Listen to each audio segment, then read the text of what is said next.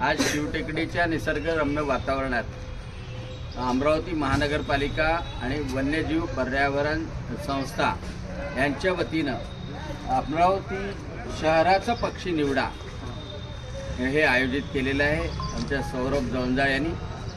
आणि अमरावतीमध्ये हे पक्षी दिसतात आणि यामधला तांबट असो भारतबाज असो हे नेहमी ऐकायला सुद्धा येतात आणि एक पक्ष्यांच्या बद्दल जनजागरण करण्याचा उपक्रम अमरावती महानगरपालिकेने आणि वन्यजीव पर्यावरण संस्थेने घेतला, त्याबद्दल त्यांचं मनपूर्वक अभिनंदन करतो।